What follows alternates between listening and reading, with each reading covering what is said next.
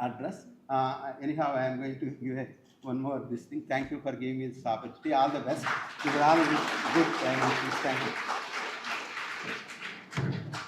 Thank you, sir, for having me. So I request all the participants, after tea break, we have a keynote speech by our chief guest. I request all of you to rise. Maybe for some of our students are maybe the chairman for your placements and all the things. So please utilize this opportunity. Now I request our chief guest, Dr. Sri Dasari Ramakrishna Garu, to kindly release the slogan.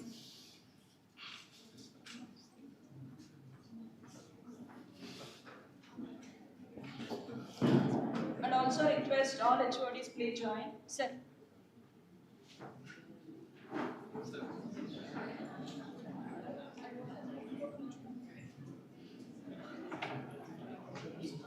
Sir.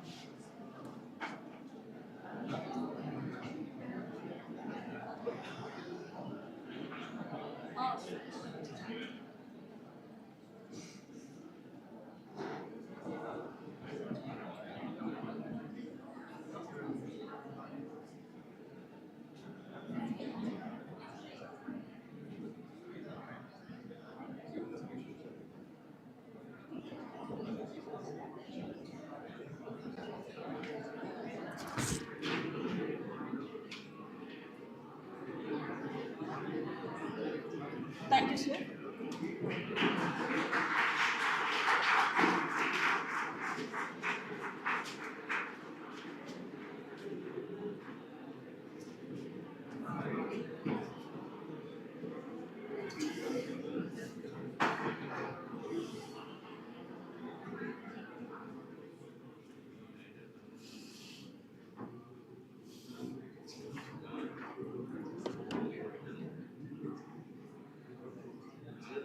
And I also request our chief guest for declaration. So kindly release the declaration.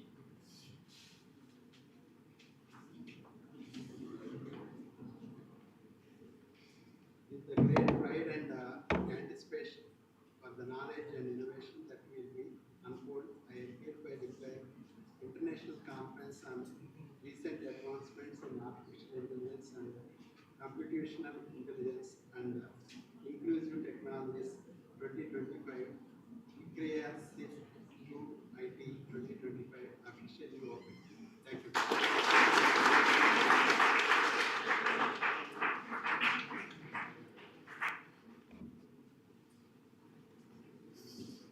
I draw the Indonesia for roll of dance. A very good morning to one and all. On behalf of the organizing committee of ICRAIC2IT 2025, I extend my heartfelt thanks to everyone who contributed to the grand success of this inaugural section. We are especially grateful to our chief guest, Dr. Dasari Ramakrishna Garu, for taking time from his busy schedule to be with us today and for delivering an inspiring address. Our sincere thanks to Dr. R. Venkatrao sir, Chairman, for his constant encouragement and visionary support. We thank Dr. G. Samsero sir, Director of Academics, and Dr. C. Nagabhaskar sir, Principal, and Dr. K. Kailashwar sir, Director of Student Affairs, for their guidance and active involvement in this event. A special vote of gratitude to our Dr. K. Samsero sir, Conference Chairman, whose leadership made this conference possible. I also wish to thank all the organizing committee members, faculty coordinators, supporting staff, and enthusiastic student volunteers for their dedicated efforts. To all the participants and delegates, thank you for being a part of this gathering and enriching it with your presence. With this, we conclude the inaugural section. We are kindly requested to join us for a short tea break, after which we will resume with the keynote address by our chief guest, Dr. Dasari Ramakrishna Garu. Thank you all once again. So thank you. I request our chief just kindly accept our felicitations, sir.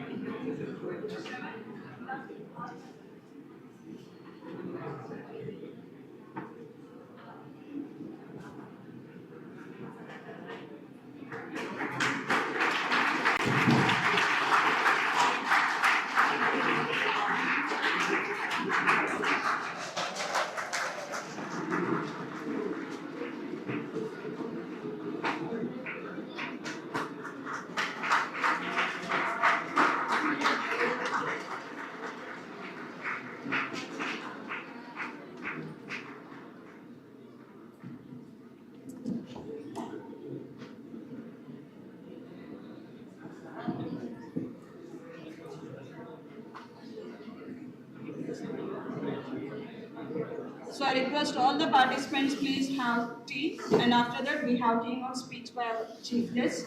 Thank you, one and all.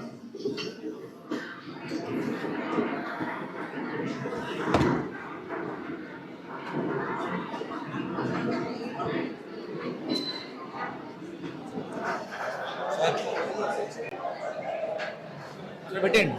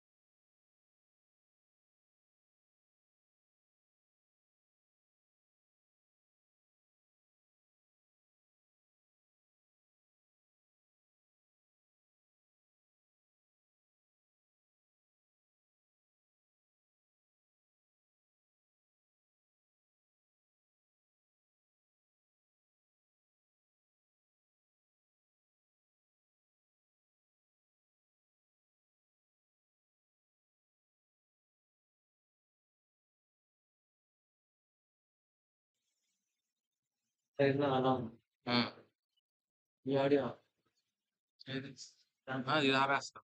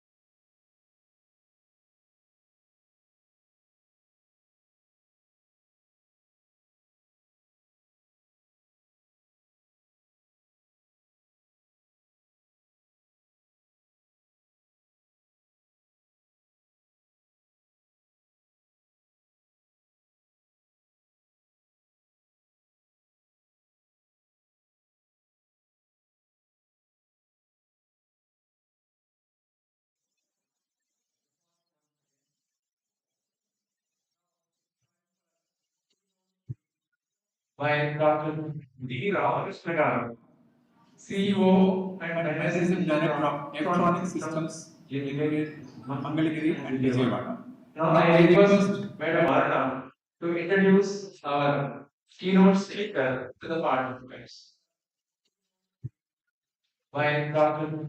D. Ramakrishna, CEO. Morning, all the dignitaries. It's my distinct honor and privilege to brief about the chief guest, Sri Dasari Ramakrishnan, a visionary leader, pioneer in innovation, and CEO of Electronic Systems Private Limited. Ramakrishnan Garu at the forefront of India's digital innovation journey for nearly 4 decades, designing indigenous smart solutions that have transformed sectors such as smart cities, industrial automation, and railway signaling. His unwavering commitment to innovation, digital innovation journey for nearly 4 decades, designing indigenous smart solutions that have transformed sectors such as smart cities, industrial automation, and railway signaling. His unwavering commitment to innovation, digital innovation journey for nearly 4 decades, designing indigenous smart solutions that have transformed sectors such as smart cities, industrial automation, and railway signaling. His unwavering commitment to innovation, digital innovation journey for nearly 4 decades, designing indigenous smart solutions that have transformed sectors such as smart cities, industrial automation, and railway signaling. His unwavering commitment to innovation, digital innovation journey for nearly 4 decades, designing indigenous smart solutions that have transformed sectors such as smart cities, industrial automation, and diversity. His unwavering commitment to innovation, digital innovation journey for nearly 4 decades, designing indigenous smart solutions that have transformed sectors such as smart cities, industrial automation, and diversity. His unwavering commitment to innovation, digital innovation journey for nearly 4 decades, designing indigenous smart solutions that have transformed sectors such as smart cities, industrial automation, and diversity. His unwavering commitment to innovation, digital innovation journey for nearly 4 decades, designing indigenous smart solutions that have transformed sectors such as smart cities, industrial automation, and diversity. His unwavering commitment to innovation, digital innovation journey for nearly 4 decades.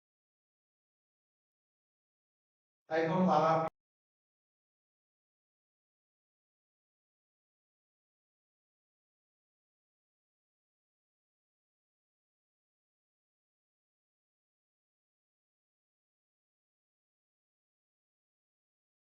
something like a computer and the data is IoT has four elements. One is number one is sense. That means translate converting any digital parameter into sense. It should be meaningful data. The computer will translate that physical condition, digital condition. Is the first in the sense. That's so we have to connect that sensor to the platform by way of various communication techniques. Where the sensor is going to be, where it can be anywhere. My platform can be anywhere. That means when I put some sensor, is it possible for me to configure it or not possible?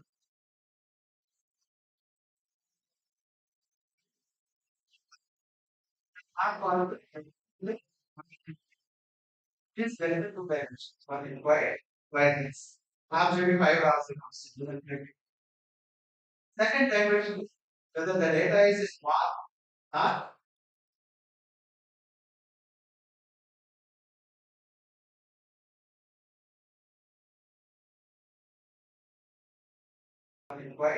wireless. Absolutely five hours. Second dimension is whether the data is small or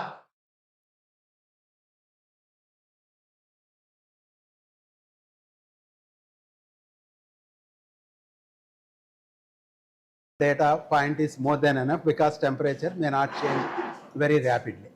So this is a second dimension of the aspect, the size of the data. And the distance, second other dimension. That means whether the data is generated here, I want to take it very near or few meters or few kilometers or even hundreds of kilometers. So this is another dimension. So the connectivity of technologies is very important.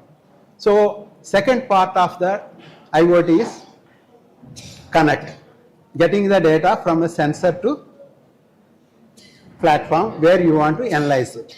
The third part is analyze. So I get the data. What is use of the data? Unless I didn't get some valuable insights of the data, how will I use this data? What purpose I will use it? So I want to understand what is the behavior of, say, the temperature in this room, for example. Or not only this, I have, say, multiple ACs are there. Now, what is the temperature in this corner, on that corner, various places, because it's a little bigger room. So one AC cannot give the uniform temperature in the room. So how the temperature is getting distributed, I want to understand to manage all that ACs in such a way that everybody get comfort. So that is the objective here. When I take that as an objective, how these temperature sensors data I will be able to analyze and see which is variance, where it is a less, where is a high. That analysis has to be done, and then from that we have to take action. That is a third part of that. Analyzing is the third part of it. The fourth is after getting the information and getting some whatever the decision, we have to act on that. That means I can't just take the data and show it on a green display that cannot be used, that can't solve the problem. End of the day, this data has to go to the ACs and control that AC, whether I can increase the temperature or reduce the temperature, whatever it may be, it has to control it. That means IoT means sense, communicate, analyze, act. This is what is a IoT. So if these four aspects is not involved, this is not IoT. Be clear about it. So we have to learn all that four aspects of the IoT. That's the first aspect. So once we started looking into the IoT, it's not the end of the story. This is all called a systems. When I look into the controlling the temperature in the room is a system, simple dimension. This data, whether I am able to see it from a remotely, that means through my mobile, sitting in my office, maybe 100 kilometers away, whether I can able to see whether the room temperatures are all maintained properly, or then what is happening in a entire day. Because as a CEO of some company, I can't go on seeing every movement and all. My job is whether the people are able to maintain that temperatures properly throughout the day. This fellow who is maintaining is working properly or not. For that, we need to have statistical data. That statistical data, whether I am able to see, that means anybody in the system who is managing from the top to the bottom, everybody including user will be able to visualize the data and see through the graphs or whatever statistical information. Understand what is happening around that. Is it just only today? Because today temperature is high, some days the temperatures are low, but what is that happening? Because of that, what is the impact of the power consumptions and what is the other impacts, whether if you don't have a power is not coming, what is the type of generator what you need to have in order to have comfort. Like that, multi-dimensional aspect will be coming into the system. That is what is a IoT in general. Now what is happening is it's not just one system. Now today digital systems are connected systems. Systems are connected to the systems. So what is that happens when systems are getting connected to the systems? Most important aspect is within milliseconds or seconds, the data is transferred from one system to the another system accurately without changing corrupting the data. Biggest challenge in India, we all talk about financial corruption or some other corruptions. But reality, highest corruption in the country is data corruption. Sincere people also corrupt the data. Simple example is, how many of you or how many of us is corrupting the data? Everybody is corrupting the data. Simple example, recently when I am talking to some of the professor in engineering college, I said, a student can sue you based on that you gave a certificate saying that you have got a distinction, but you don't taught me any knowledge. Because of that, I expected that I am going to grow like this. But when I go to the market, I don't have any knowledge. You corrupted the data. You are corrupt. So you have to pay the penalty for me. So this is a use case basically which can be done because of the data corruption. So the data corruption is the biggest challenge. So because of IoT, the data is going to be more accurate and this cannot be corrupted from any level to any level. That is the first fundamental aspect which is going to give a higher value in the organizations. What happens is any organization, the decisions is taken based on the data. If my data is wrong, my assumptions is wrong, automatically what is going to happen? My decision is going to be wrong. If my decision is wrong, automatically that won't give a expected outcome. So that is where the biggest challenge happens. But now because of IoT, we are able to get that challenge is reduced or the very much decreased.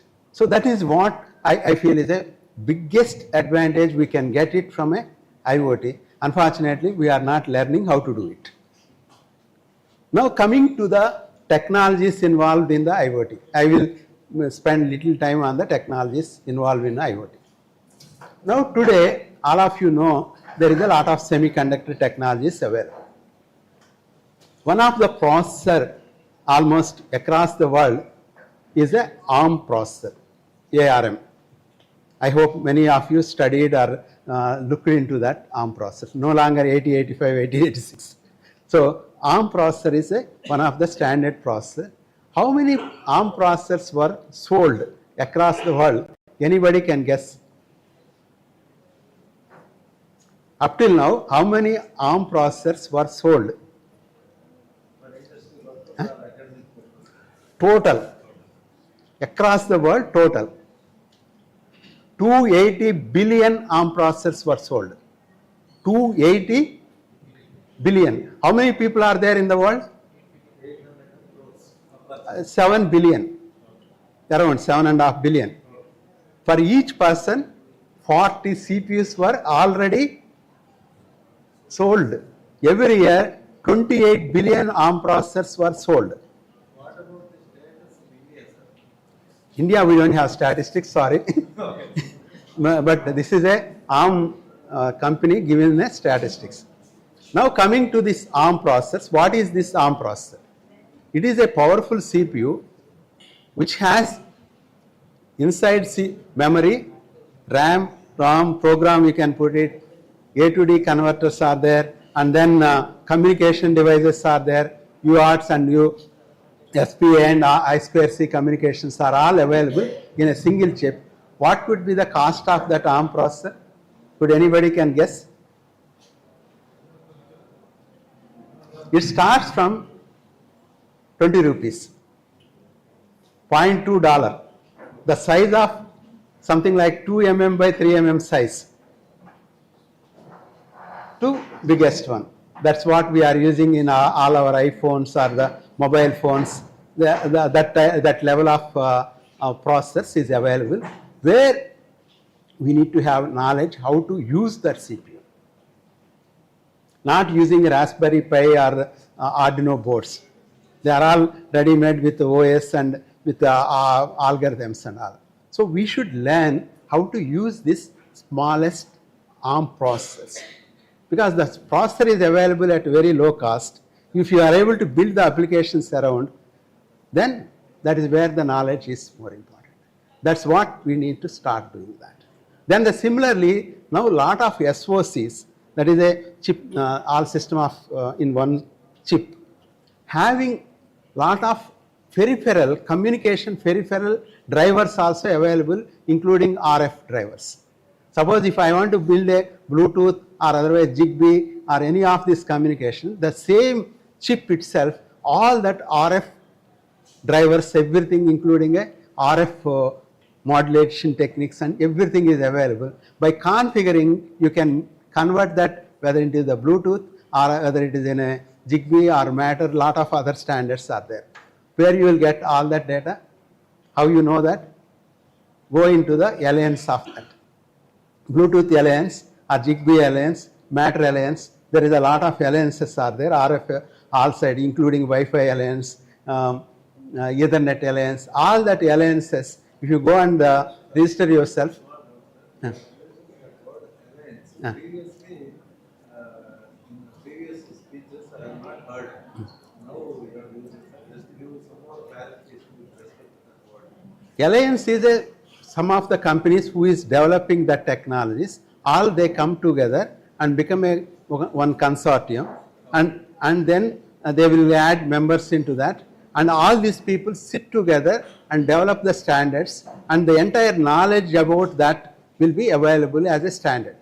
Suppose if I am trying to buy one chip from NXP or Texas Instrument and all, that is that company's chip. They will be talking about that company's standards. Whereas the alliance will talk holistic for all the companies as a standard. So that's going to be base knowledge for you. So all that alliances will teach you or get you all the knowledge what is needed around the the CPUs, including a communication technologies. A small chip of $4, $5 cost has RF inbuilt with a one more CPU, ARM CPU, which has a RAM, which has peripherals, everything is there, is available in the size of this centimeter by centimeter chip. With that, you can build lot of things.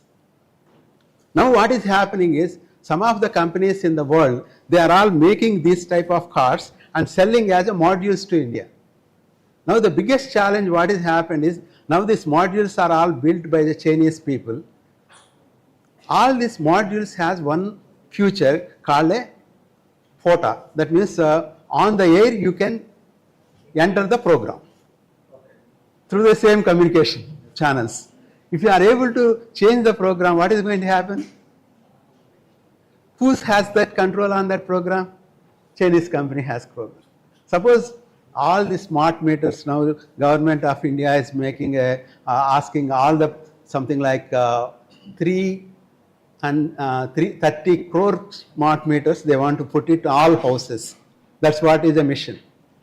All the smart meters modules came from China. So they are going to have complete control over our data. Not only our data, the smart meter has one control, switch off. Okay. Suppose China wants to switch off all the smart meters instantly, they can switch off the power entire country in one go. Once it stops one go, what is going to happen? Entire grid collapse. To revive that grid, it takes 4 or 5 days. That's where now the government of India is looking for the people who can develop that smart meter inside the country. Not only India, now entire Europe is worrying about that. So they want to have the control on that development inside the country. Unfortunately, we don't have knowledge. We are not having knowledge. The people who are just know how to use ARM processors and configure and make some programs download and all will get starting salaries around 7,000, 8,000. If they have the higher capability to build the programming around that, they may get around 10,000, 20,000, sorry, 20,000 to 25, 30,000 salary. This is what is an opportunity. Unfortunately, in India, we don't have any of that knowledge is not built. From last 4 or 5 years, we trained 25 faculty in this from various college people. 3 months in-house training in our organization, which builds some people. They are in turn training the students and all. So this is one area which I feel is a most important area. All the people, when somebody wants to work in IoT or the systems of systems, one has to learn that capability. The second stage which we are talking is analysis. Analysis, we have start with a descriptive analytics. Descriptive means whatever the data is there, I am able to put that in a more in a graphical way to understand the correlations between this data to that data. Suppose if I am taking this some 20 sensors is put which has a temperature and humidity sensors in this room. I will be able to put all that data for all these corners in a graphical way and see which temperature is increasing, which is decreasing, where the humidity levels are there. If I am able to see that data in a graphical way in an x-axis time and y-axis all that values, and again maybe the values may be around 27 to 32 or something is there, but still I can't understand that. Then what is the difference between each temperature? If I am able to see that differences and all in a graphical way, then I can understand what is happening around that. That is called a descriptive analytics.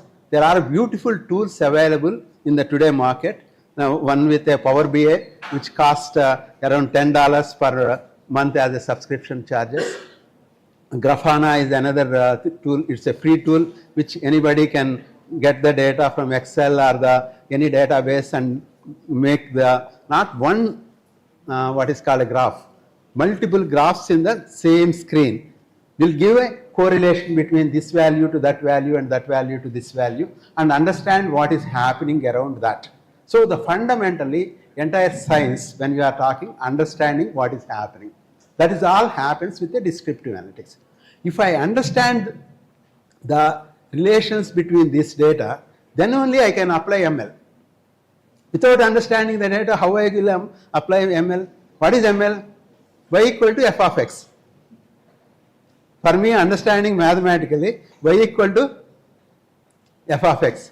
Previously, if I had to derive y equal to f of x, I have to use multiple physical theories and mathematical equations, differential equations, and all many of the derivations which we do in a research.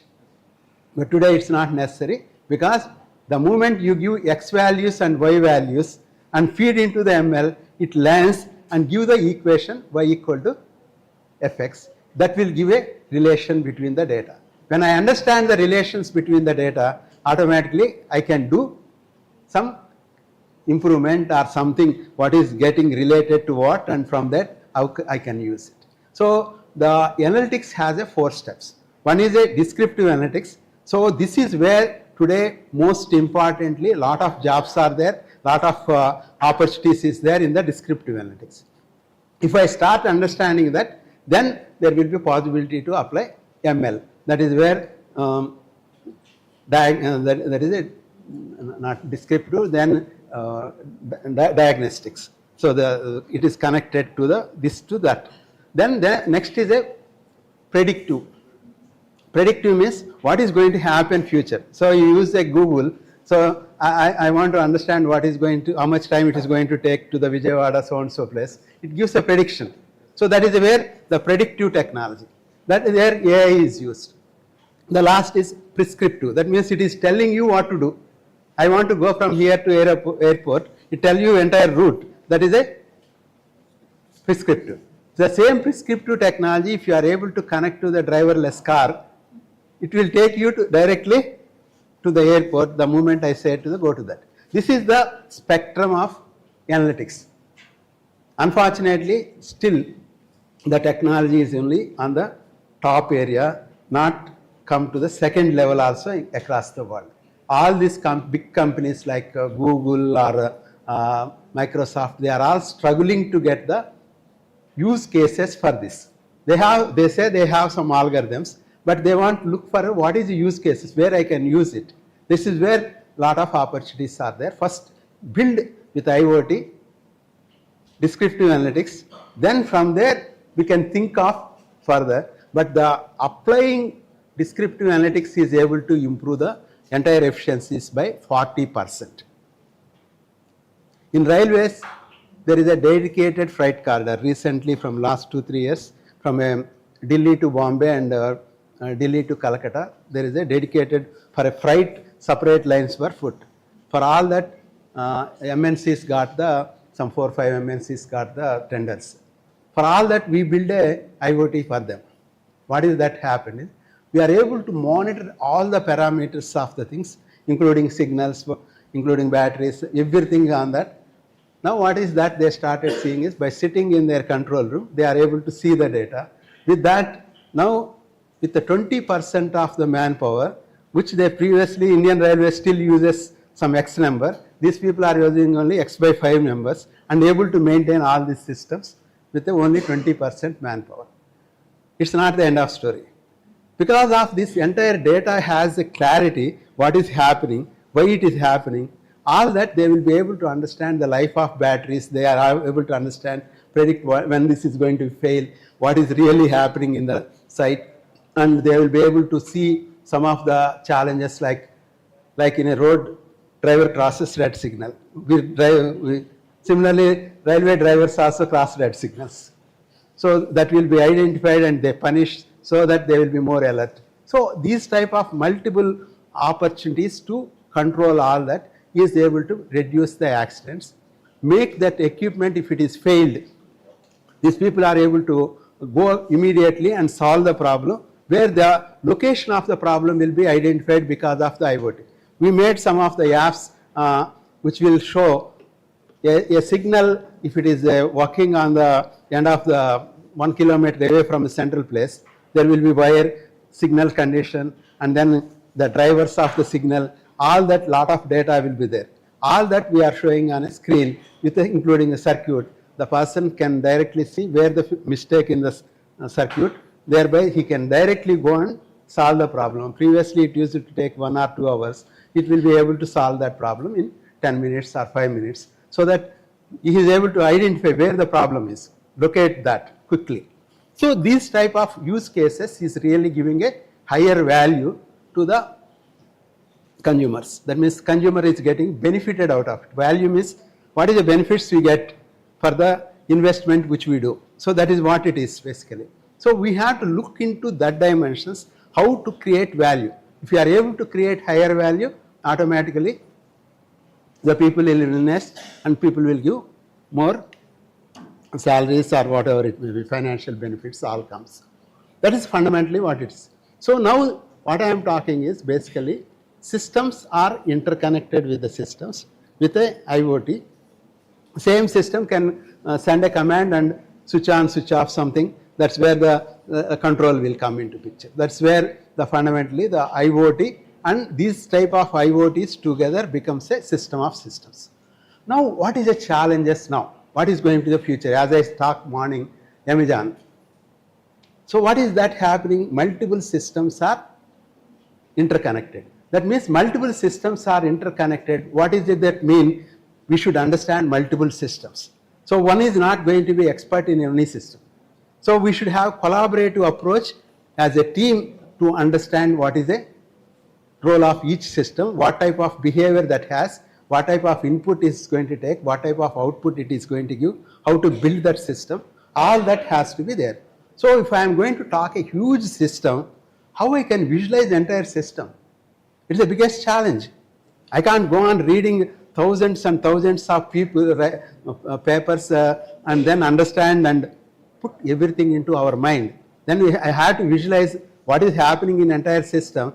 All that I have to have a big picture in my mind. That big picture comes when you are able to easily understand that. That's where now the most of the documentation is no longer textual documents. It is a infographics. The infographics way of saying this system, if I want, I can zoom into the system. I want, I can see as a bigger system and what is its behaviors and how that is all happening. What type of communication is happening, what type of activity happening from through and fro and all that, will be able to visualize that through the infographics as a methodology to look into it. So any standard or any methodology is available. Now today there is a lot of technologies and systems are working. Which is the safest way of travel?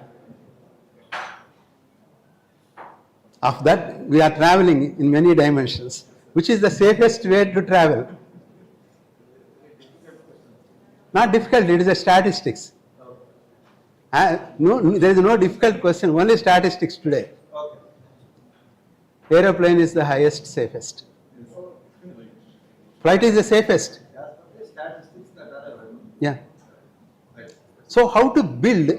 Suppose if some system is not working, you can't stop aeroplane somewhere in the middle. So you need to have redundant system. If it is failed, other system has to take off. There should be multiple engines.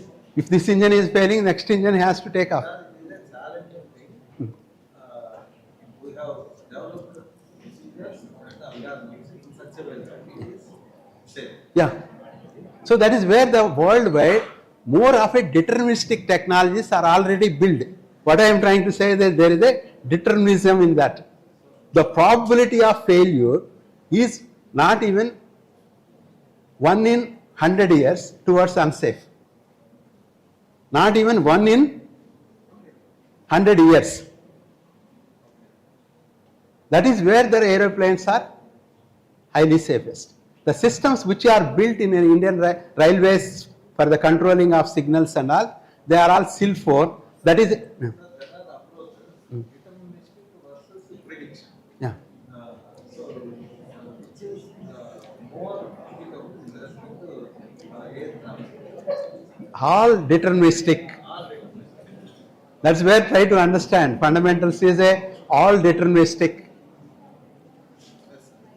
Unfortunately, we are all talking about a predictive technology is the top. All which we are talking is a predictive technologies is taking in India as a top technologies. But the deterministic technologies is the important technologies. There is a lot of procedures available, standards available, and the systems are all built with the deterministic technologies. They are all highly paid jobs and highly costly systems. A CPU, I told, ARM processor, which if I want to control all this, maybe I can make it 5,000 rupees to control these ACs and measure the things. Maybe at the most, maybe 10-15,000, I can make it. Same thing if I have to do control for only 4 or 5 outputs and 10 inputs, that will cost at least minimum 2-3 lakhs. Building a deterministic systems is a very costly, because you can't leave any probability to miss that. All combinations, permutations which is going to come has to be visualized and documented, and not only you document it, and somebody has to verify in your organization, and again third party has to verify, and all the people has to satisfy, then only it will be put into the use. Again, that will not be put directly into use, and first parallel usage, and again identify is there any problems are there. If there is no problems, then step by step they give a methods to, like if a drug is discovered, initially they will give it in a some of the animals or some of the things, and then convert into few people and properly monitoring all these people, and then going into the mass. That's how the drug FDA or somebody will give a permission. Same thing is followed in every deterministic technologies, whether it is a car controls or any of the controls, everything is done in that way only. Now there are processors which are deterministic processors available in the market. Not only ordinary processors. So what I am talking here is there is a huge opportunities to build the solutions. Only thing is safety level, what is the most important. If it is a aeroplane, higher safety. If it is a train, because train can be stopped if a system is not working. There is a probability to stop the train, at least that is a safe.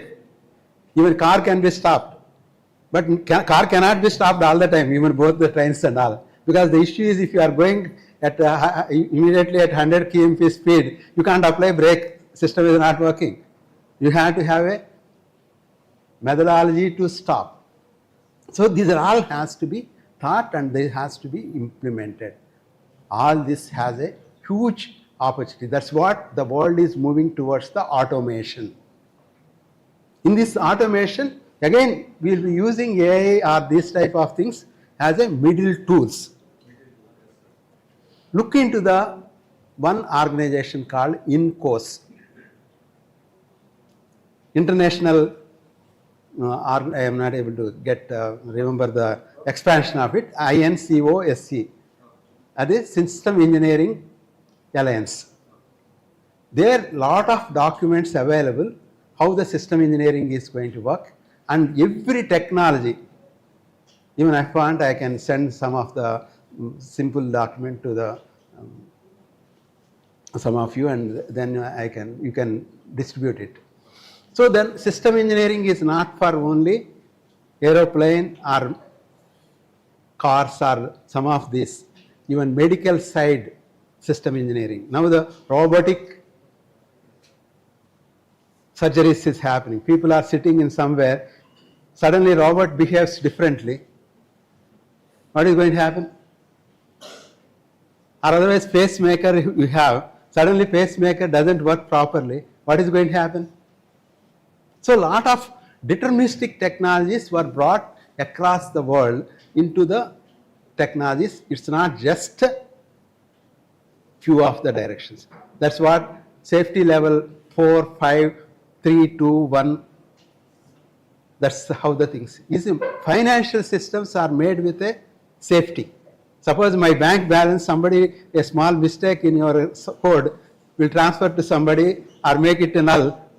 We don't have a trust on the bank.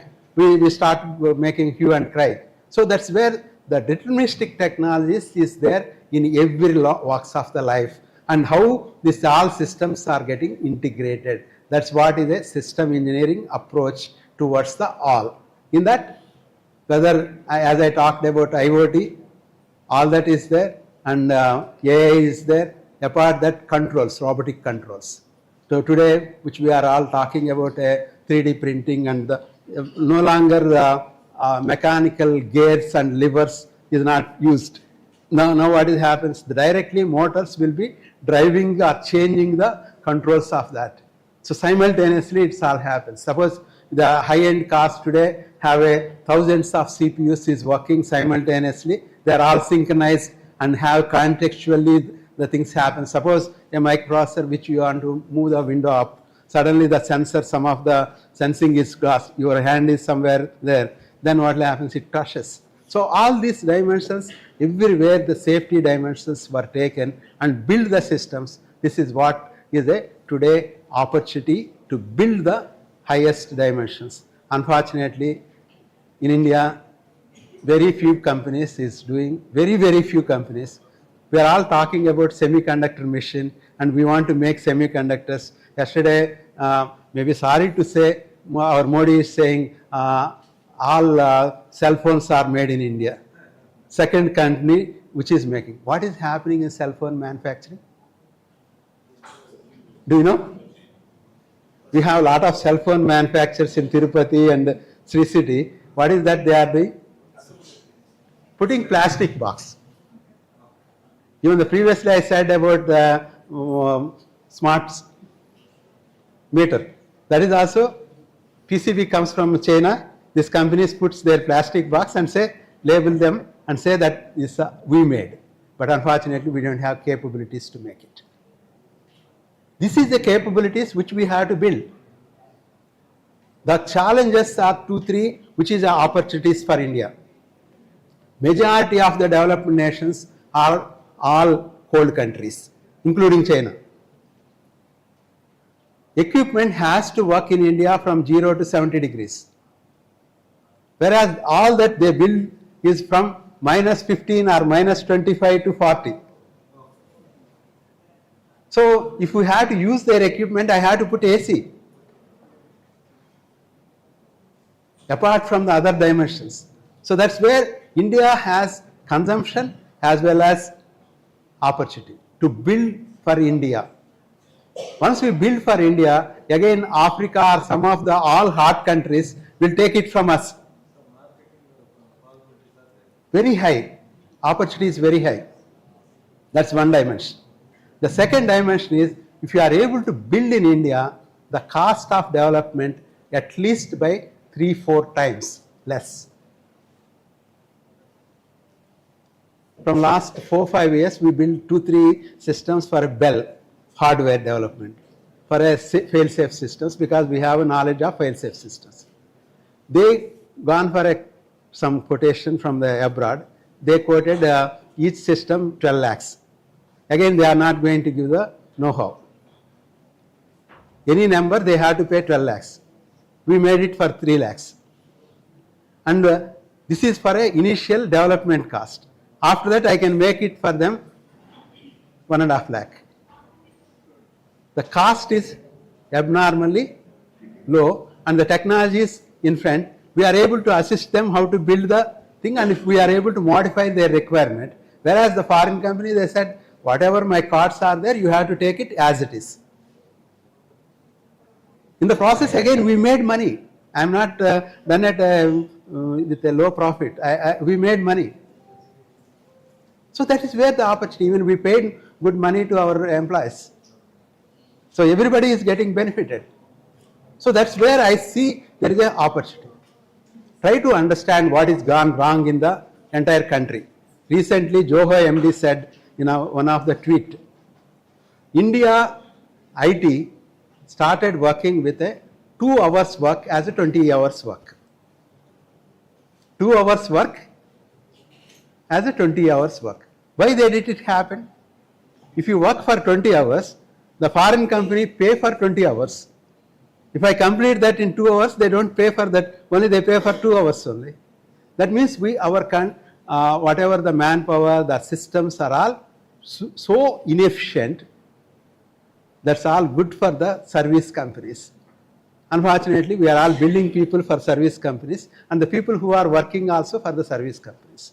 Because of that, Now today, the challenge is suddenly you want them to be productive. From 20 hours work, you want to do it at 2 hours. Now people cannot change the gears immediately and start working it. This is become a bigger challenge in the India unless we don't change the methodology of productivity and all that. I saw Japan, even Europe, all that at least 20 times higher productivity than, that means there 1 person, here 20 people. China 10, here 1, China 10. All that how they learn? The Europe and Japan, they trained South Korea, they trained Chinese, they trained even Malaysia, all this, the technology implementers are the people who came from that countries and trained these people to build the nation. But unfortunately, we all think that we know everything, we hype it. That's where the real challenge is. We have to understand technologies in depth and understand building small things also. There is a huge opportunity. Because now, India don't have much opportunities and options. Now, government of India is very clear, they want to make it in India. No longer they can't depend on China. Or otherwise even Europe or even America. Because what happens, if you don't listen what they say, immediately they stop giving the technologies to us. Unless we don't have knowledge, how we can build this or control our nation. That's what is a nationalistic requirement Government of India is talking, but unfortunately in practical orientation that is not happening because the knowledgeable people who has understanding of that knowledge, what is happening across the world and how to bring that technology. I am not talking high-end technology of quantum computing or AI algorithms, that this. But even if I take AI algorithms, how many of Indian companies or Indian people is having a capability to write the new algorithm? If I don't have capability to write the algorithm, I am only user of that.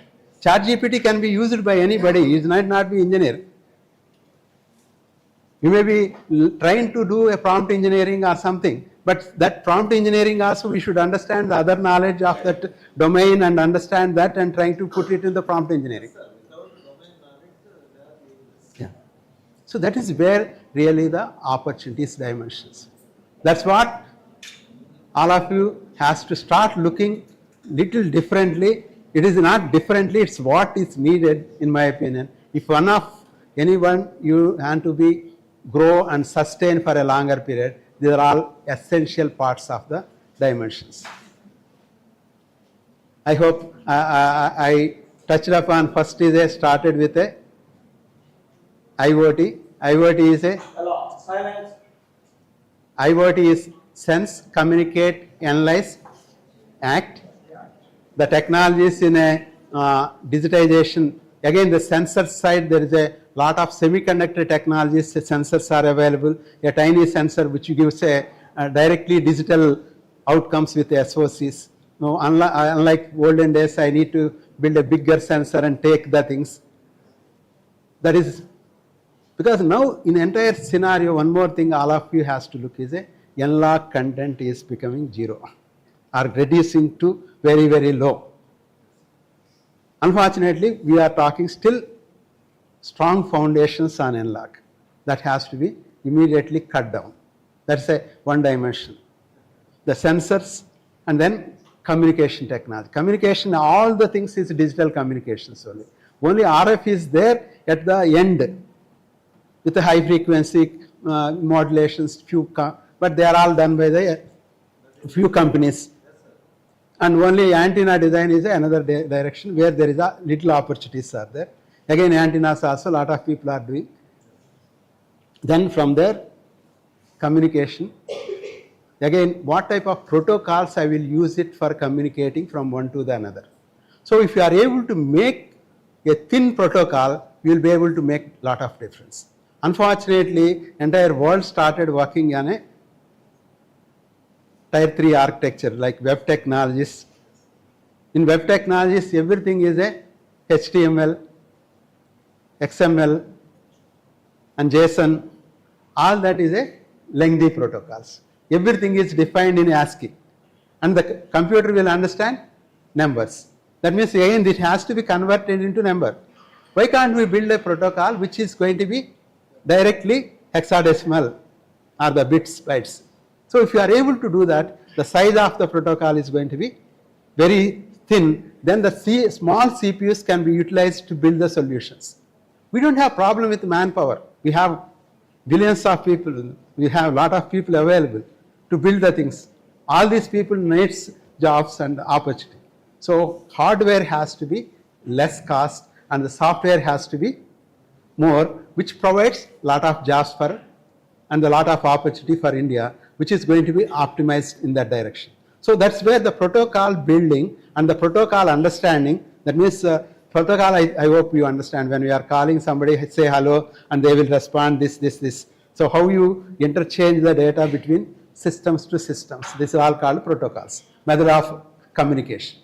Building different protocols for India, building entire thing in an optimized way, it reduces the cost as well as simplicity in making the solution.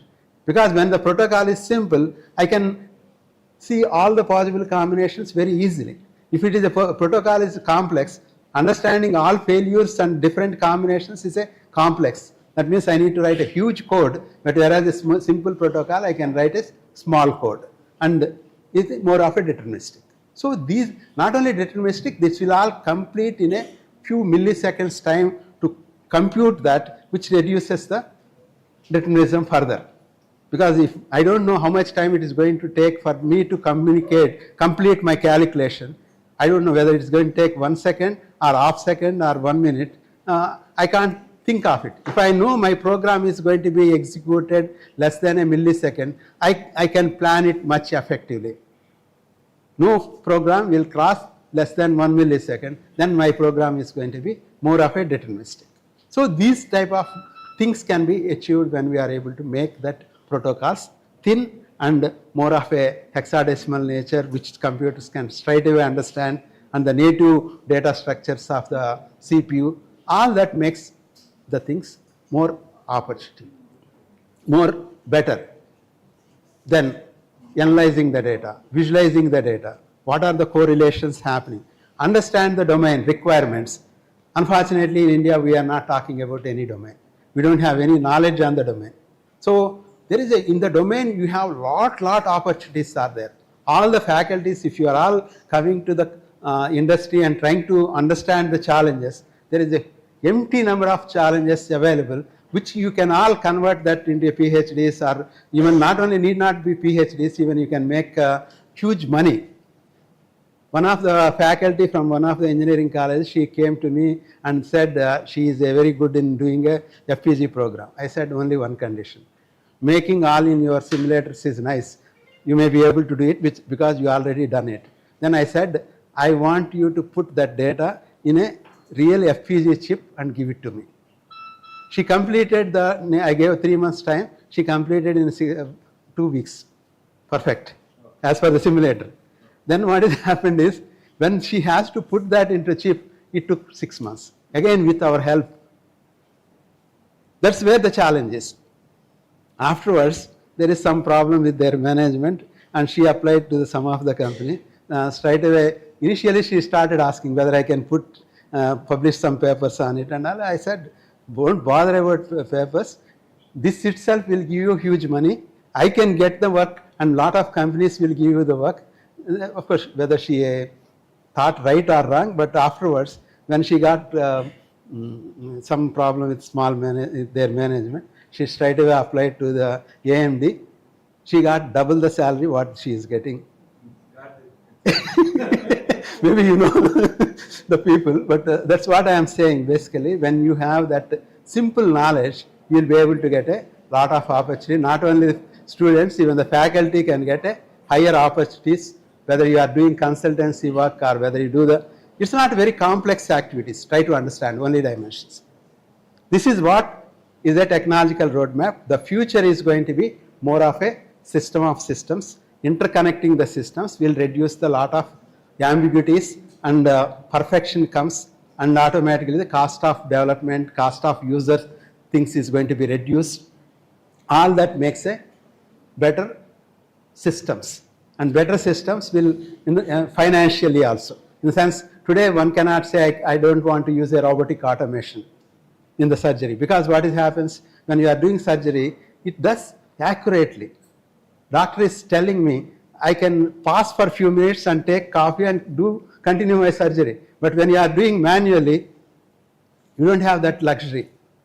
He can think, or he can talk to somebody and do the things more effectively. And the precision at which it is moving is controlled. So like that, every area, this automation is going to take up, whether we like it or dislike it. That's what is going to be the future of the world. So we have to learn that technology, how to build that type of automation, whether it is a mechanical or whether you are talking about a medical, or even now a lot of people are talking about we are making drones. But do we have a controller of drone in India? The drone controller, again, they are getting it from somewhere else. Why can't we make a drone controller? So what are the challenges in making a drone? So there is a huge opportunities one side, but the knowledge is gap other side. So last point is, one is somehow you change your syllabus. Somehow you change your syllabus. From industry, we are also fighting with the government.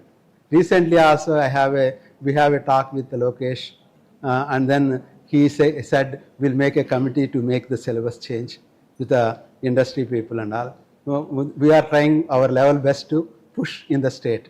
Simultaneously, we are trying to meet the central minister also, education. We want to make them to change the syllabus, give autonomy to the people.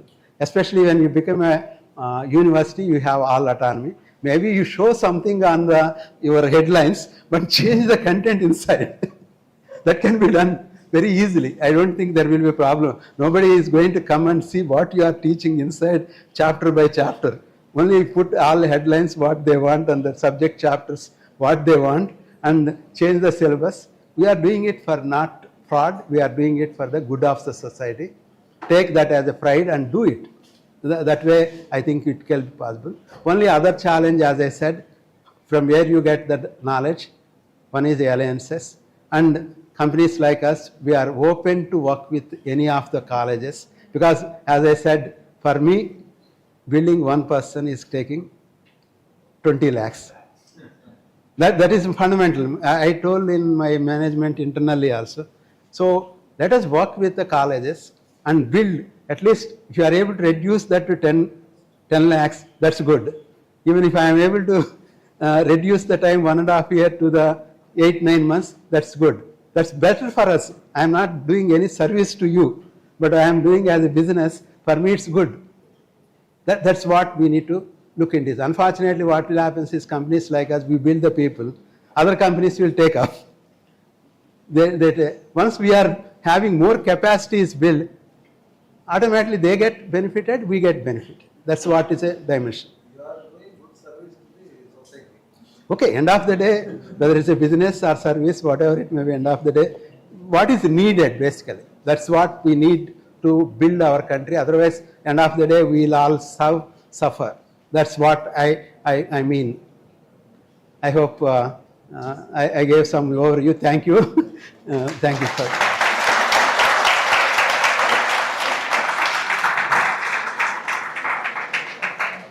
If you want, I can take few of your views or questions. I'm sure you are aware of the technology called cyber physical system. Yeah. You heard of cyber? Yeah. That's what we are talking Industry 4 and IoT, all that stuff. That's where I don't want to go into the more of a nomenclatures. Rather than I feel is a fundamentals is more important. Because unfortunately, from last 40 years, I am seeing a lot of jugglery. That jugglery will sometimes make us to worry. I doesn't understand. But the most important for me or any one of you is understand the base. If you understand the base, you can build anything. Sir, now people are talking about Industry 5.0. Okay, one can hype, in my opinion. Even industry 4 itself is not well matured. So I am regularly I visit international trade fairs. Even last year, Siemens, who has a technologically edge in building a lot of automation. Maybe we can say number 1, number 2 companies in the world, or maybe 3. We can put on that path. The other side, Microsoft talks that I am a technology companies. I am number 1, number 2, number 3. So these 2 companies came together and come into the agreement that we are going to collaborate each other to build the solutions to the world. That is the last year March agreement, which I was there when they are all announcing that in a Hanover message. So this is where that gap is there. There is a huge hype in the technology. Other side, not much use cases. So this has to be married. Then only we will say 4 is achieved. Before 4 is achieved, we are talking 5, 6, no meaning in my opinion. Just 1 or 2 questions from the participants.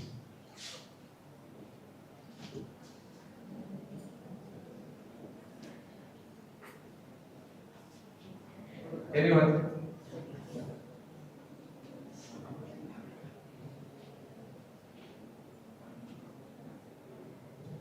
Sir, my question on behalf of the students is that I am totally confused. People are telling about AI. And looking at the job market, it is shrinking actually. So how do I build my career despite the job market is getting down? This is a common question which is prevailing in every mind of our students. Very simple in my opinion. Learn fundamentals. So you should have a basic knowledge of mathematics. So when we are using the people, because from last 5 years I am working with directly with the young generation. People doesn't know basic mathematics of a before 10th class. Algebra, what is x, how I use x. This is a fundamental dimension. The next is the most important is there is a lot of opportunities to build the algorithms. So how to build algorithms? If you are all computer science or any branch, I am not bothered. Whether you are computer science or electronics or electrical or mechanical, everybody has to learn how to build algorithms. So if you have capability to build the algorithms, there will be a lot of opportunity. If somebody has to build their career, they have to learn how to build algorithms. Algorithms is not built just like that, or the using a brutal force. Brutal force in the sense I have a intelligence, I use my intelligence to solve the problem. But that is not what it is. If you take simple digital technology starting with a digital fundamentals of combinational circuits, you start with a, for instance, truth table. Build the truth table, write the truth table, how to minimize the truth table, how to realize the truth table. That is a classical way of solving the problem. Once you make truth table, nowhere you lose. Only entries may be wrong, but otherwise your procedure is going to be perfect. Similarly, how to work with a sequences systems, that is a state diagram approach. So when you go with the state diagram approach, you will be able to solve the problem perfectly. Like that, there will be a lot of structural way of developing the program. But unfortunately, what is happening is there is something like lead code or some of the already platforms are there. They are using a brutal force and trying to solve the problem, spending time and trying to use their intelligence. But that doesn't be able to make them perfect. Teach them structural way of building an algorithm from the basic. That means any computer science talks, not now, even when I am talking MTech, there is a method. Computer science, engineering means analysis, design, implementation and testing.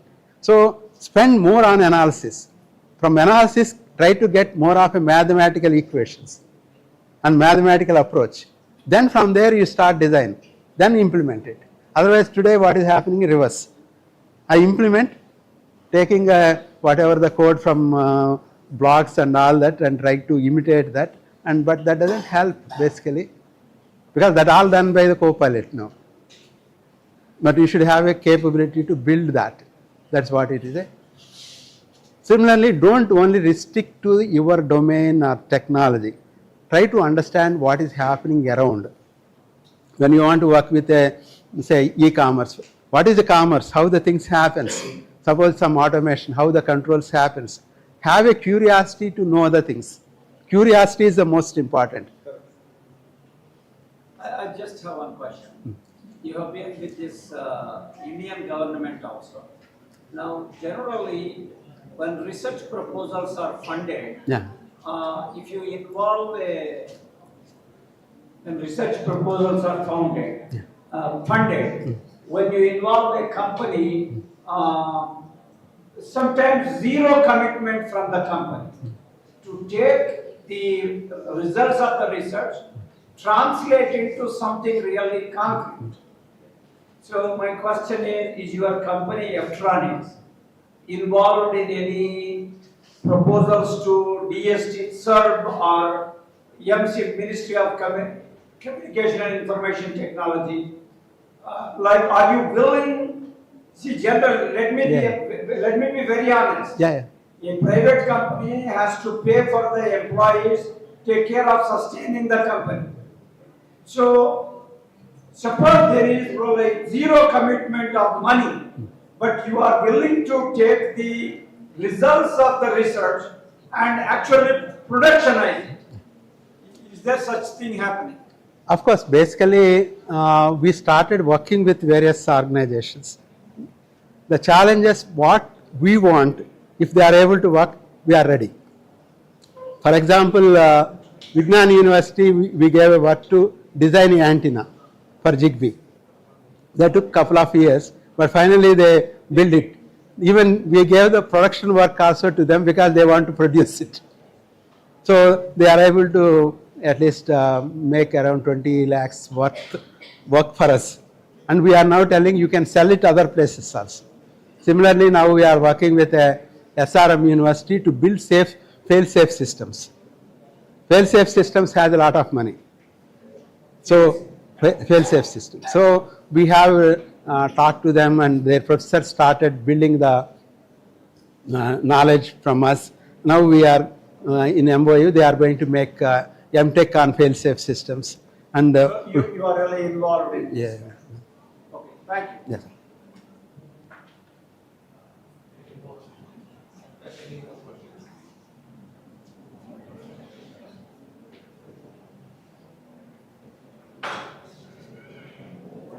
Okay, thank you.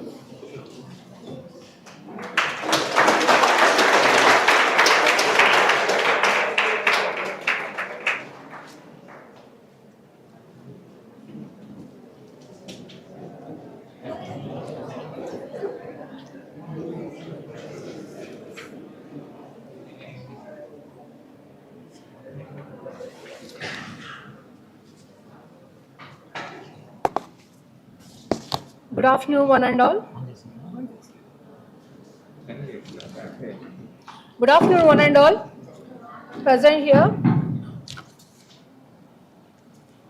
It is indeed a great privilege and honor to propose a vote of thanks on behalf of the organizing committee of the prestigious International Conference on Recent Advancements in Artificial Intelligence, Computational Intelligence and Inclusive Technology 2025.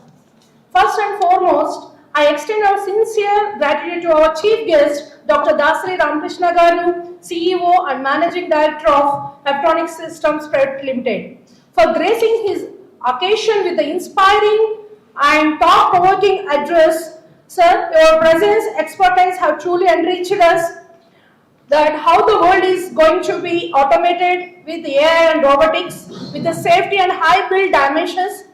Sir, and also he conveyed the message that how academia meets the challenges of outside world. Everything has to be corrected and meet the challenges in the outside world.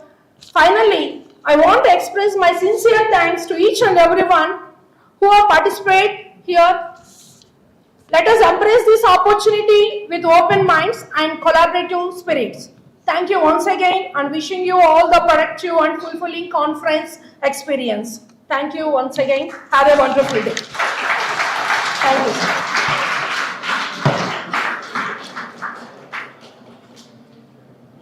Now, continuation to our program.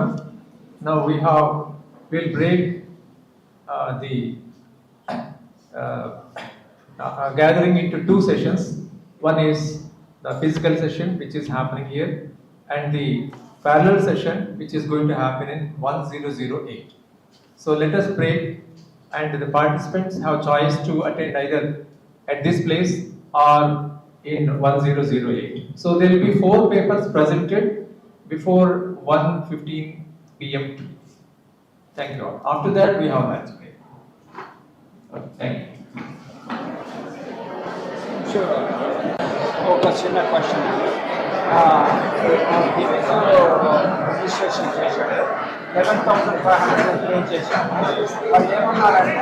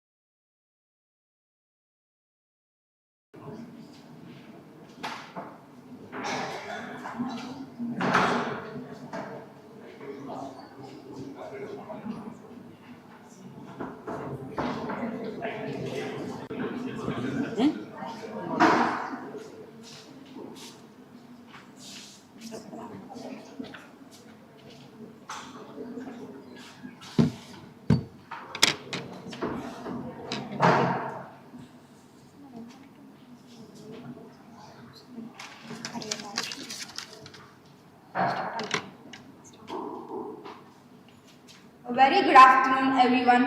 We cordially invite you all to the ICRAIC2IT 2025, the second international conference on recent advancements in artificial intelligence, computational intelligence, and inclusive technologies. We welcome you all to the physical session 2 belonging to the track Medical Imaging and Bioinformatics. We are so glad to have Dr. Srinivas Velagapudi, Professor and Academic Director, SRK Institute of Technology, as the session chairperson, and Hazrataya Koduru, Assistant Professor, Senior Grade, with AP as the session co-chairperson. We are so thankful for your presence, sir.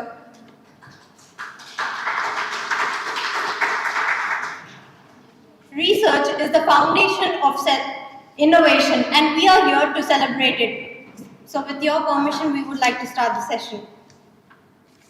So now, we would like to invite the participants of paper ID 17 to present their research titled Vitamin Deficiency Detection Using Image Processing and Neural Networks.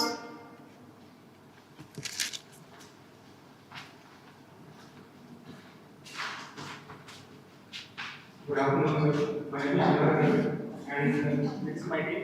It is related obviously and visually. So, and my research on vitamin deficiency detection using image processing and neural networks. So, this project mainly aims to visualize the images of various body parts like skin, nails, tongue, lips, and detect the vitamin deficiency the user have. So, this will decrease the cost to cost detector evidence. Actually, this allows us to approach doctor and take some medical tests, which will take a lot of time. So, and some areas like remote areas and other areas doesn't have the facilities to know the vitamin deficiency they have. So, it's the best way to know the deficiency the users have.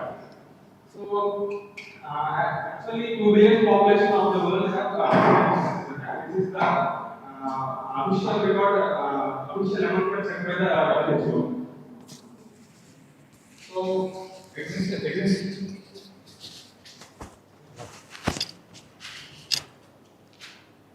So one of the digital way we have to find the vitamin deficiency was support vector mission, sir. But the support vector mission can only identify vitamin deficiency among two classes, means only two vitamin deficiencies. It cannot predict the vitamin deficiency when there are multiple vitamins there. Either it can predict the vitamin A or vitamin B or vitamin B or vitamin C, like this. And the Lassian images are also not supported by the SVM, sir. It can be predict only two classes of the vitamins. So now we are proposing a system which will detect, which will have border detection and feature extraction using fuzzy image clustering, sir. And the one more thing is our application. I mean, our project give personalized food recommendations based on the vitamin deficiency the user have. We only give the national food recommendations, sir. We are actually avoiding all the chemicals and tablets like supplements like this. Data set. Actually, we collected the data set from Kaggle, sir, where our data set have vitamin A of 142 images, and vitamin B of 172 images, and vitamin C of 142 images, and vitamin D of 117 images, and vitamin E of 180 images. And coming to the methodology, first thing was image pre-processing, sir. I mean data set pre-processing. For data set pre-processing, we use the fuzzy image clustering, sir. Where it will remove all the remove all the unnecessary data from the data set. Actually, our data set have 752 images before pre-processing, but after pre-processing, our data set have only 650 images for the training of the model, sir. More than 100 images were removed by the fuzzy image clustering pre-processing. It will resize the images into 224 by 224 size to maintain the consistency while the training of the model, sir. Next. And coming to the model development, our model is inspired from LXNet and DenseNet, sir. LXNet is a pre-trained model, sir, which have multiple layers, but we are not using LXNet completely. We are also using DenseNet. For the first layer have 64 filters of the kernel size 3 by 3, sir. This is the first layer which will detect the border of the skin image, sir. I mean the whole image doesn't have any marks, sir.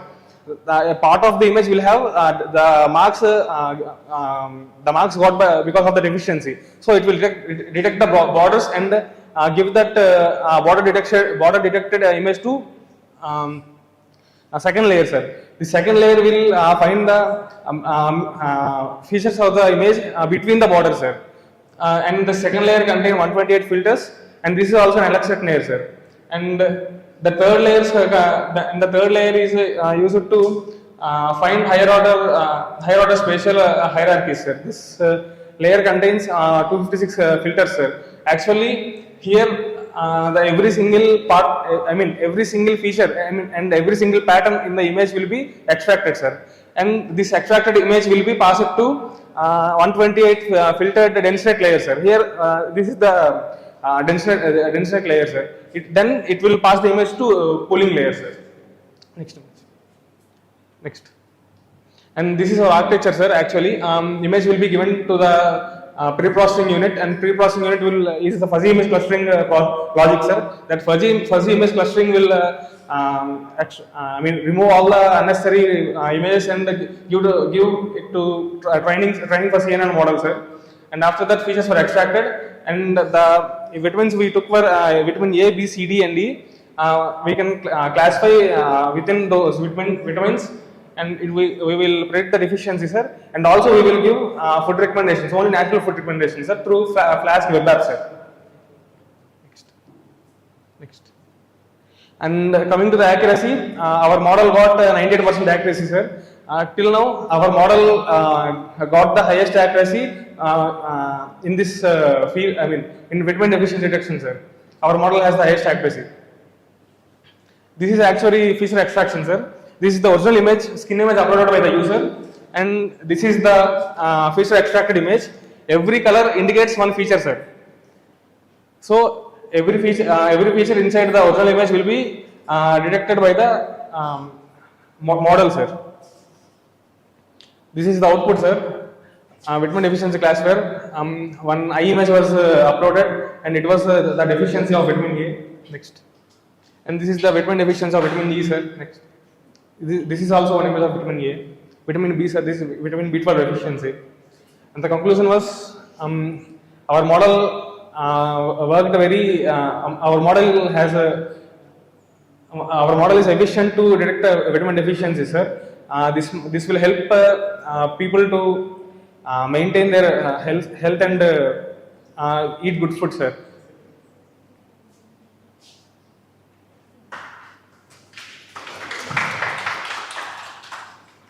This is a BTech project. Yes, sir. BTech final project, sir.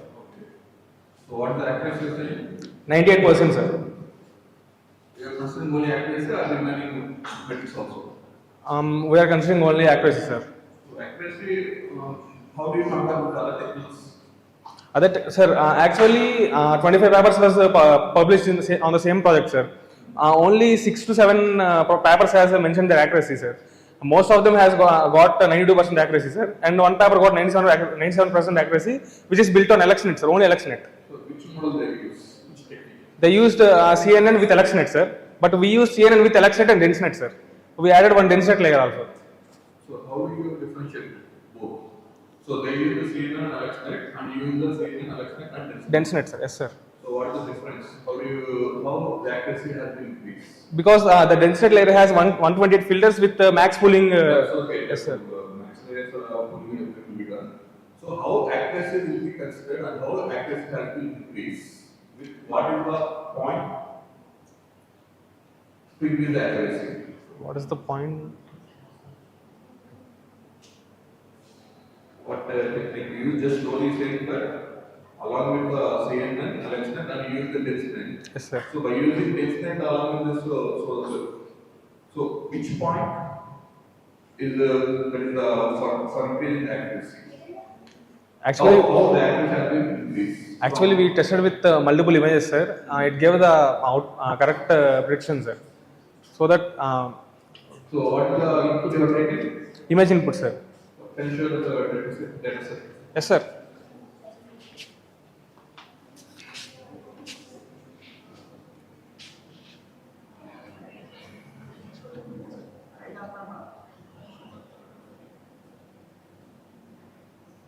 Data set, what is the data set?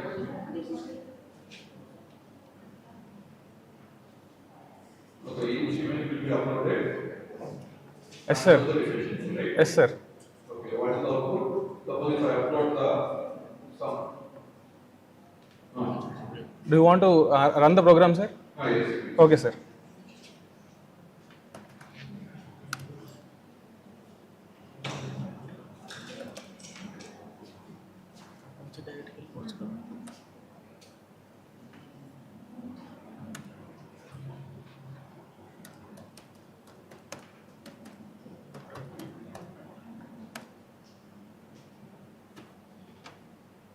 Net లేదురా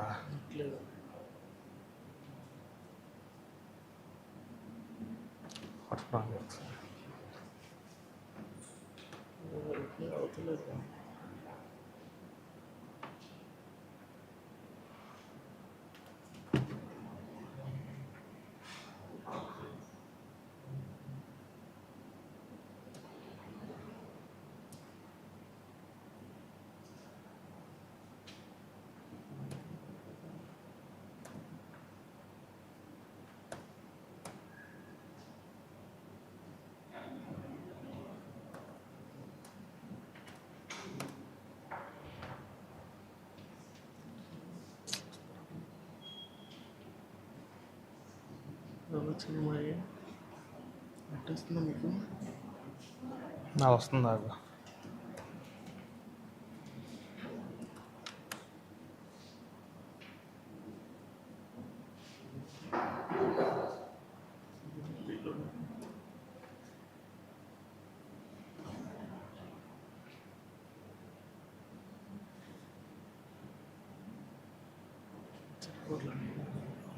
సరే ముక్కు నా ముక్కు Okay. Sir, actually these are the outputs, sir. Screenshots of the outputs, sir. So each image they are uploading or? Each image, sir. So each image means it's not an image like. Sir, actually while training it will take all the images at the same time, sir. But while testing we will upload each image, sir. No, show the callback. No, in PPT. Okay, sir. Yeah. So you are taking that skin images. Yes, sir. Only one image or the second image? Sir, this block diagram indicates that we are taking the images for training, sir. While training, it will take images from the data set, sir. Understand? Yes, sir. So, I think you have another diagram. This one is not clear. So you are saying that user input. Yes, sir. What is the user input? Is it a single image or multiple image? While testing, user input was a single image, sir. Yes, sir. But single image is not taken. Machine learning is taken large. Sir, while training, it will take large number of data, sir. But while we are testing, we will give one image, and for that image, we will test the. We will test the what Whitman efficiency we have, sir. Okay. So what will be the output? Suppose you have classification you're doing between A, B, C, D, E. Yes, sir. It will detect the Whitman efficiency, sir, and it will give the effects of that Whitman efficiency, sir. Efficiency and it's like that.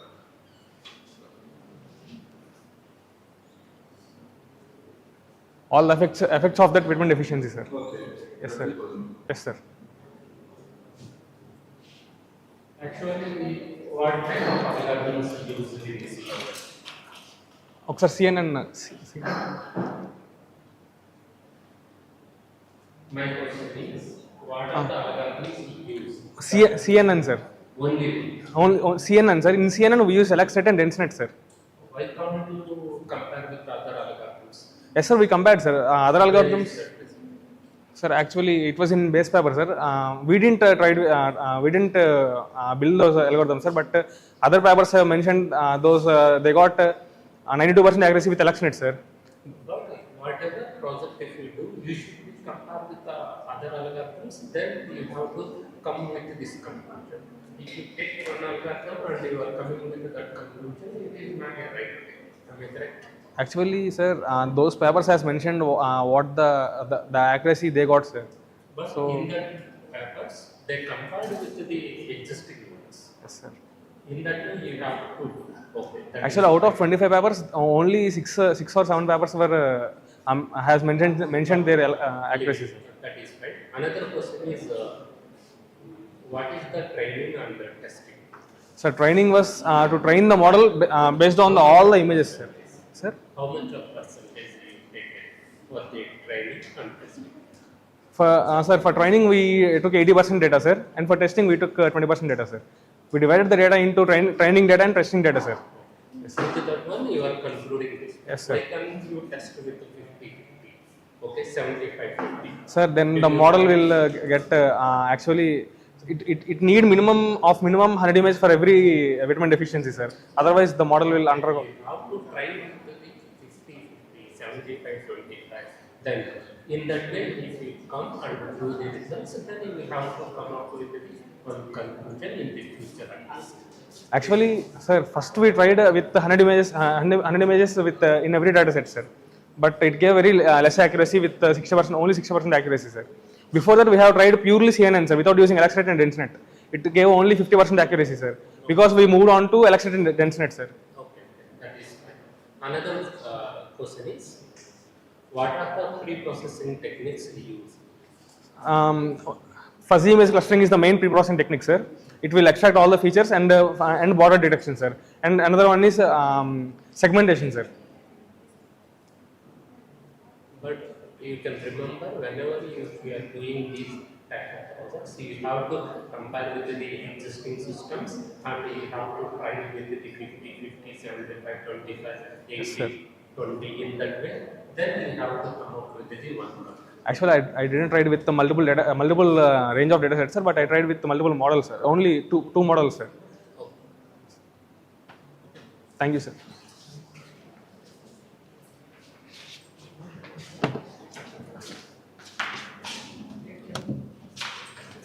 phone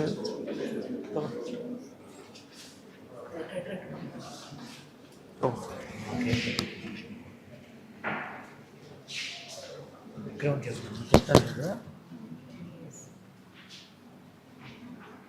We thank you to present your knowledge with us. Now, I would like to invite the participants with paper ID 33 to present their research titled Advanced Blood Cell Classification Using Convolutional Neural Networks for Automated Hematological Diagnosis. Welcome.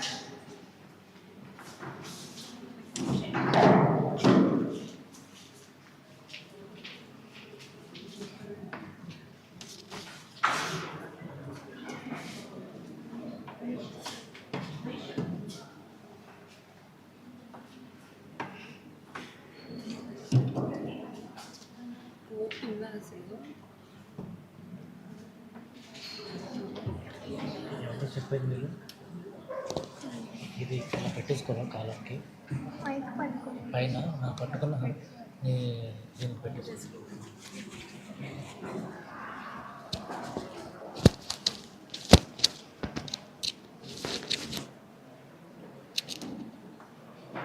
ఇది ఉంది కదా.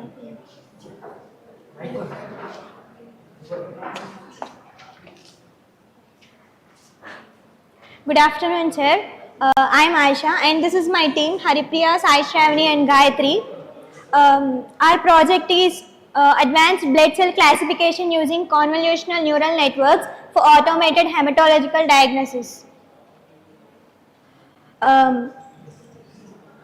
Our project is all about classifying the subtypes of blood cell images, whereas white blood cells, red blood cells, and also platelets. Classifying or detecting these blood cell images is crucial when it comes to identifying diseases in the blood cells.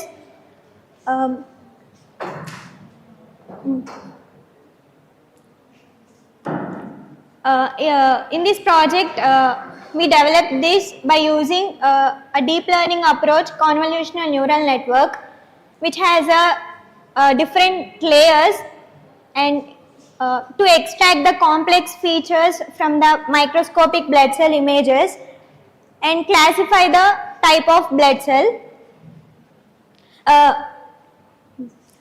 We also have existed traditional machine learning models which are support vector machines and random forest.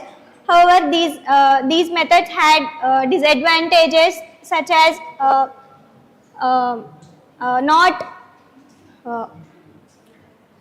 not able to handle large data sets, and also difficulty in learning the complex features in the images. So, to overcome these disadvantages,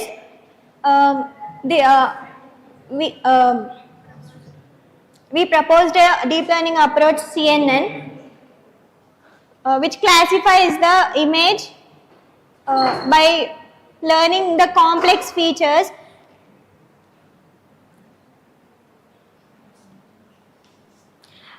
And also the one more thing we incorporated is data augmentation techniques such as normalization and augmentation techniques such as flipping, rotating the images. Also will classify the image correctly by using CNN. This is the architecture of our project, where we'll upload the blood cell image and it pre-process the data such as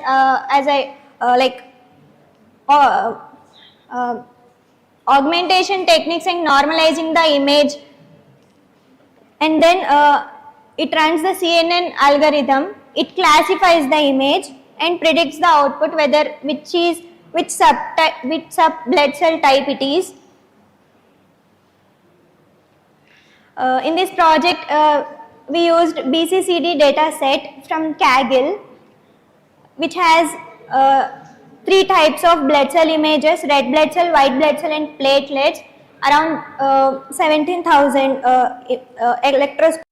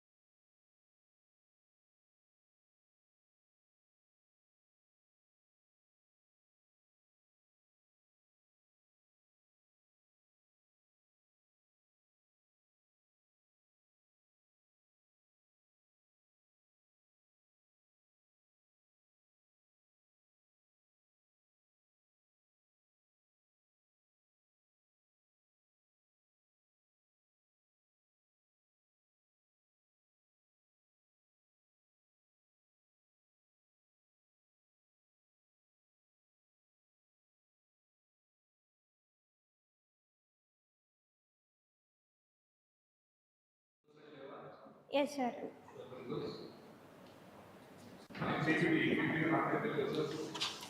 What is the accuracy? About 98%, sir. పట్టుకో.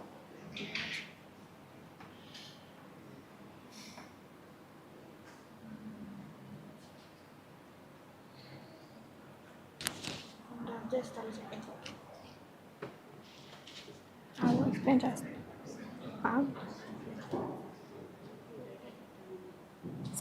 We'll browse the images in test images, and when we click the submit button, it will classify the blood cell as it is basophil, which is a white blood cell subtype.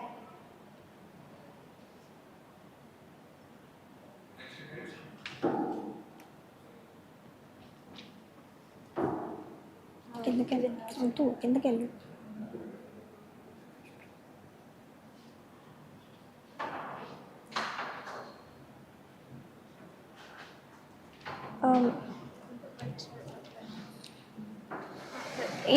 It also classifies red blood cell type and platelets also. If the image is not a blood cell, it recognizes and it classifies as not a cell.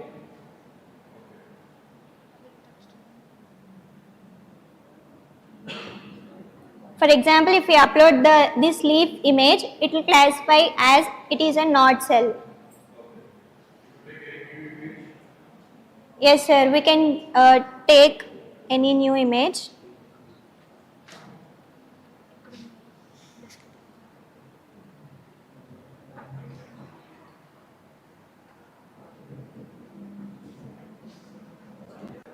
లేదే.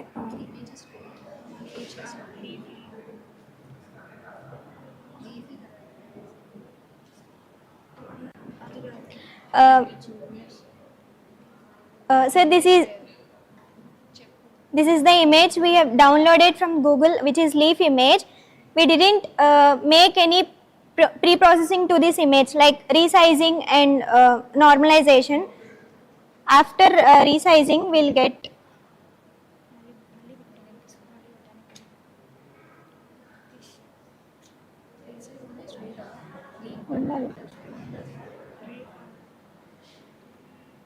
Okay, that's fine. What are the algorithms you used? we have used CNN, sir. One algorithm we cannot conclude it. That's what I discussed with the previous batch also. Okay. What are the features you have taken for this? Features we have taken is it automatically extracts the features from the images like CNN model. When you want to describe one student, some features are there. Similar manner for this algorithm, what are the features we have taken? How many features we have taken? That is my question.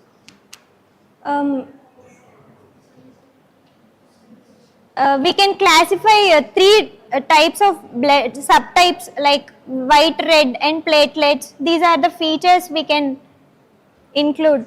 If you take it as COVID is the some diseases, okay? What are the features we will get it? Like fever, cough. This is we can get. In that one, what are the Okay, from blood cell images, if we say features, it extracts the shape, texture of the image and structure of the image, and it well classifies us when it comes to CNN. What is the role of people? Government decided to correct the data. I mean, what? Correcting means? Data collection. Data collection. Okay, I think data collection takes only 10 minutes or 5 minutes. Yes, sir. She collected and she done the pre-processing steps. Okay. Uh, Web page. Okay.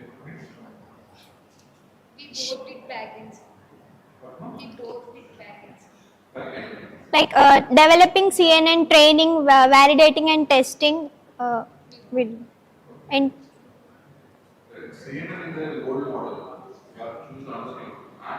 Little cell ratio. The little cell is like little survey. Your results are right. See, you kept all October 2015 and So though we have already introduced traditionally CNN model. Now we are in 2025. You are using the papers which is related to the 2015. And 10 years back you are using. Sir, based on accuracy. Different papers are there. Like 2024, same accuracy is there.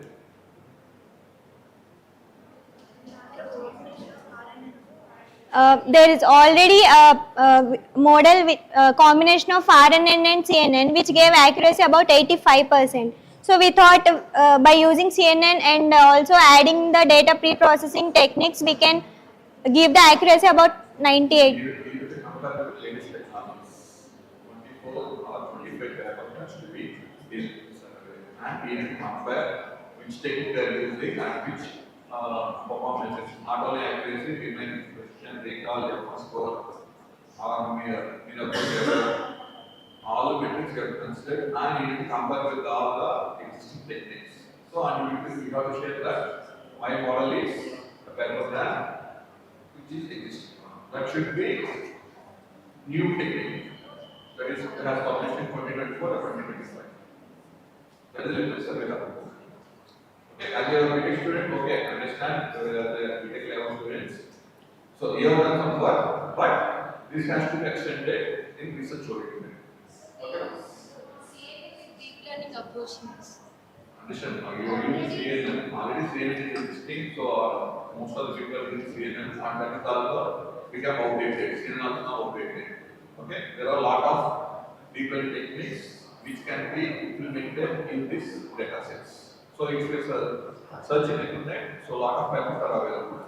So go for that and you can understand better. Okay, all the best. Okay, sir.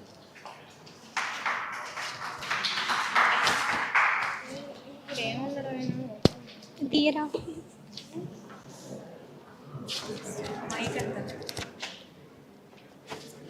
Thank you.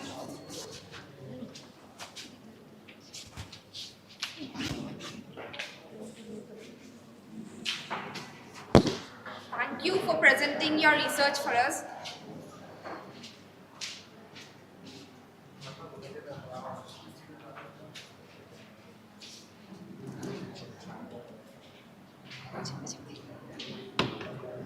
Now I welcome the paper ID 55 to present their research on the title Early Stage Detection of Autism Spectrum Disorder. We welcome you onto the dais.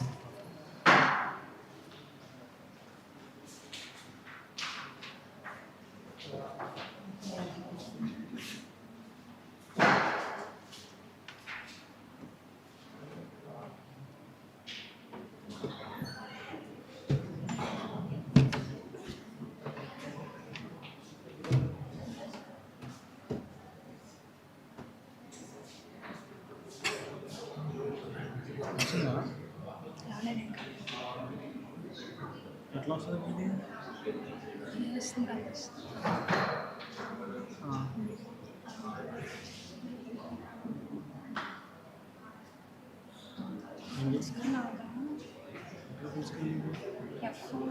నీకు చెప్తారా mic దగ్గర పెట్టు చెప్పేసి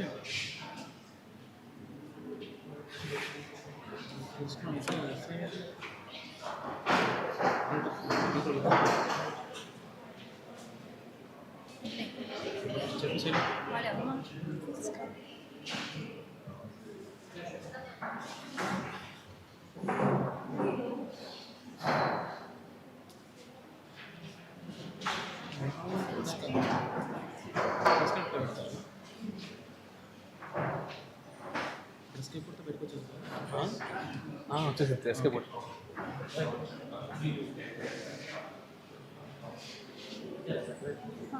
mic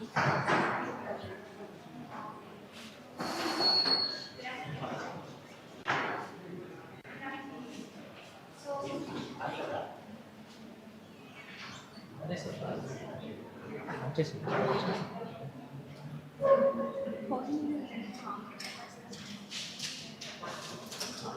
Dear student, you can take this one. You need it only one.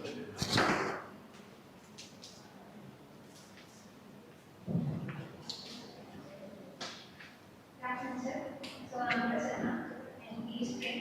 Today we are going to present our project early stage detection of autism spectrum disorder. So initially we have to get about what is autism spectrum disorder. Autism disorder is usually occurring in the childhood only. It is a neurodevelopmental disorder. It usually in childhood only, such that after they get adulthood, it will be very easy.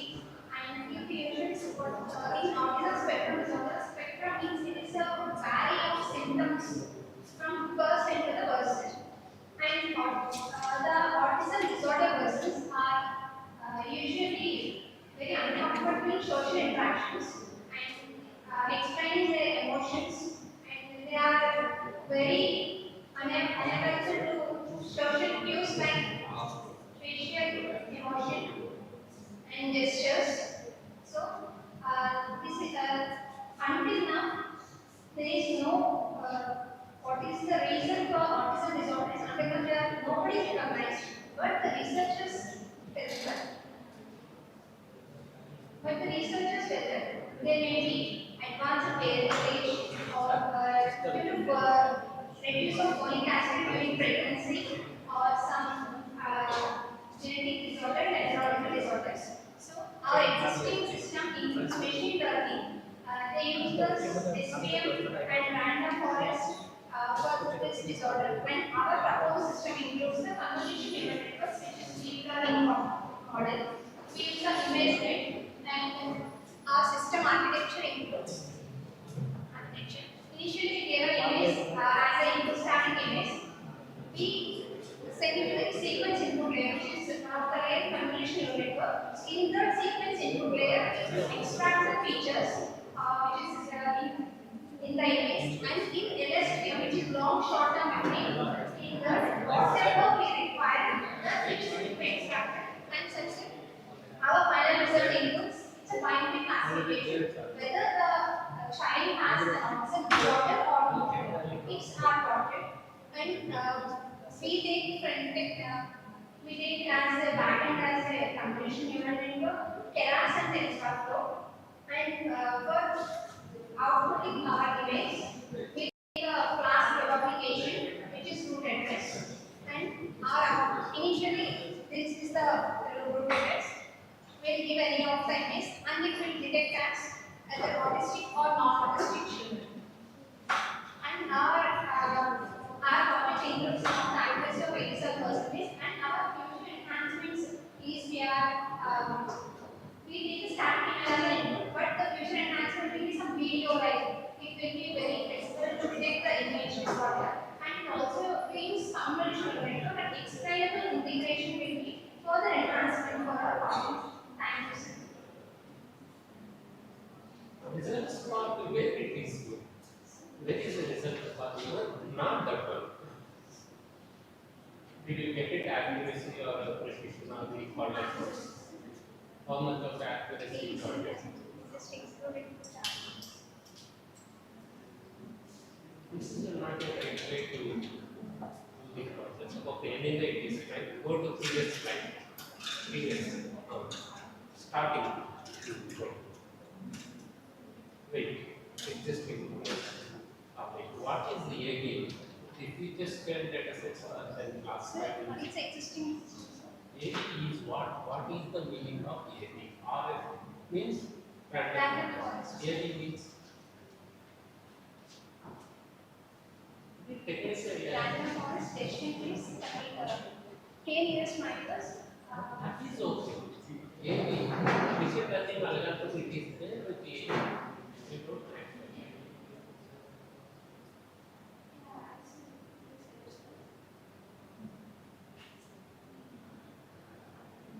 what is the LDA? LDA, last one.